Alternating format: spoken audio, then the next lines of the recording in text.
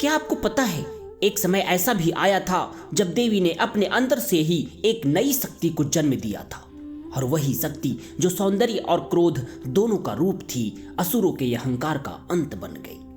हिमालय की शांत ठंडी हवाओं में जहां गंगा का जल चमक रहा था, पार्वती जी विराजमान थी।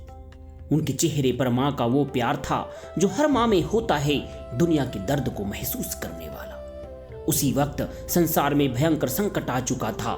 दो भाई शुंभ और निशुंभ अपनी ताकत और अहंकार में इतने अंधे हो चुके थे कि उन्होंने स्वर्ग, पृथ्वी और पाताल तीनों लोकों पर कब्जा कर लिया था।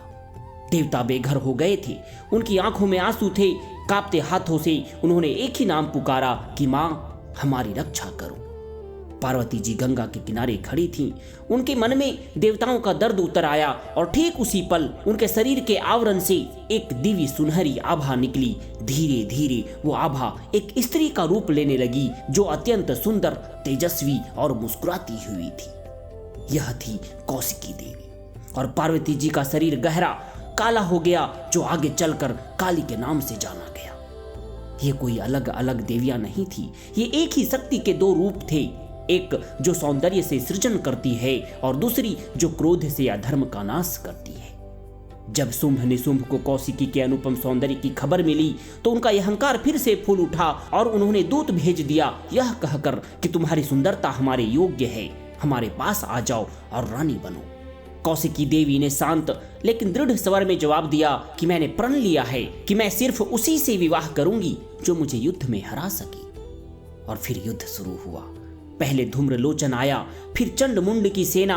कौशिकी का क्रोध जागा और उनके माथे से एक भयंकर काली लाल जीभ वाली शक्ति निकली, जिनका नाम पड़ा काली। उनके एक चिखन भर से चंडमुंड मारे गए और फिर रक्त बीज आया। फिर शुंभ निशुंभ वो खुद को अजय समझते थे, पर वही शक्ति जिसे उन्होंने सिर्फ सुंदरता समझा था, उनके अहंकार को चूर चूर कर गई।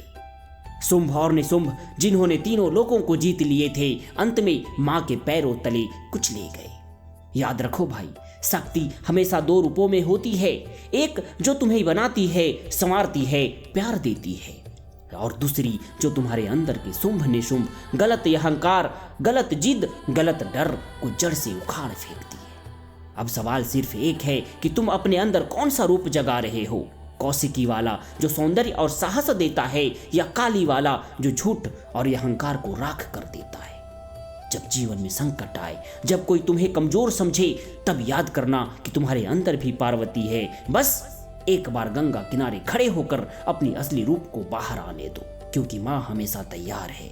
बस पुकारो तो सही कि मां, हमारी रक्षा करो।